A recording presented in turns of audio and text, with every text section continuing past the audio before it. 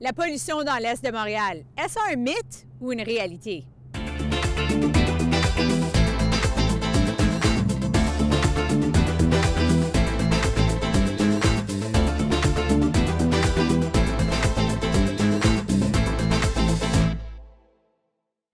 La pollution de l'air dans l'Est de Montréal, c'est vraiment pas un mythe, c'est une réalité. On l'a démontré à de nombreuses reprises dans le passé, mais encore récemment, on s'est rendu compte qu'il y avait donc l'affinerie CCR, qui est une usine qui existe depuis 1931, qui raffine le cuivre. Mais ce que les gens ignoraient depuis toutes ces années, c'est que cette usine-là émettait dans l'air un contaminant cancérigène, l'arsenic, à des niveaux beaucoup trop élevés. En 2011, il y avait 4 fois trop d'arsenic dans l'air par rapport à la norme acceptable. Et même en 2018, cette année, il y a 2 fois trop d'arsenic qui a été mis dans l'air directement donc de Montréal-Est, dans un périmètre là, de 3,2 km². Donc, c'est directement les résidents qui sont affectés par ça. Selon une déclaration qui nous a été envoyée par l'affinerie CCR, l'entreprise affirme l'adoption des meilleures pratiques en matière de responsabilité sociale.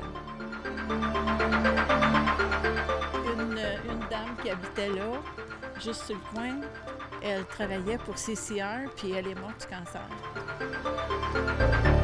Est-ce que vous sentez comme il y a quelque chose qui a été fait pour garder vos citoyens sains et saufs? Ça m'a rassuré après, pas pendant du moment que je l'ai appris. Ce qui est fâchant, c'est de ne pas l'avoir su avant. Il y a des moyens qui se prennent en place. Tant qu'à moi, ça a pris trop de temps. J'aurais juste aimé qu'ils disent on a un problème depuis 2013, qui avise la ville, les autorités compétentes, et dire on va trouver une solution rapidement pour régler la situation. Parce que là, on ne se donnera plus de normes. Là. Si on dépasse 2 fois des normes, c'est pas grave. C'est ce qu'on dit aux gens. C'est ça qui est inacceptable. Surtout de l'apprendre 5 ans plus tard. On sait qu'il y a des lois qui existent. Il y a un règlement municipal, il y a une loi provinciale, il y a des amendes qui sont prévues qui peuvent aller entre 1 000 et 1 million de dollars. Il y a même des peines de prison pour les cas les plus graves. Mais ce qu'on a découvert, c'est qu'il n'y a jamais une amende qui a été imposée.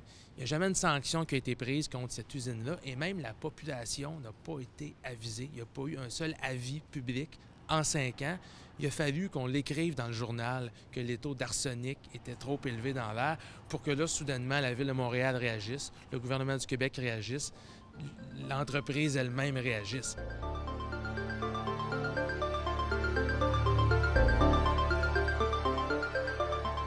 La Direction de la santé publique de Montréal rassure les citoyens même si le taux d'arsenic dans l'air dépasse les normes dans l'Est de l'île. Mais les statistiques démontrent que la population de Montréal-Est est plus malade. Donc, aujourd'hui, en ce moment, on est rendu où par rapport à ce dossier-là? Bien là, il y a le fameux dépoussiéreur là, donc pour contrôler les émissions d'arsenic qui va être installé, nous dit-on, d'ici la fin de l'année. Moi, je vais demander des comptes. On va s'assurer que ça a bel et bien été fait. Ensuite, une mise à jour des émissions l'an prochain qui devrait, nous promettons, être rendu public. Alors là, soudainement, les gens vont être informés. Parce qu'on a enquêté là-dessus, tout à coup, là, les citoyens devraient savoir quels sont les niveaux d'arsenic. Puis bien, c'est un dossier qu'on va continuer à suivre. On est là pour assurer, ils l'ont répété, tout le monde a répété, il n'y a aucun danger. Sauf que dans la perception des gens, même la politique, c'est la perception, il faut communiquer puis expliquer. Moi, j'ai l'impression qu'il y a des choses qui sont cachées. On ne nous dit pas tout, ça, c'est sûr.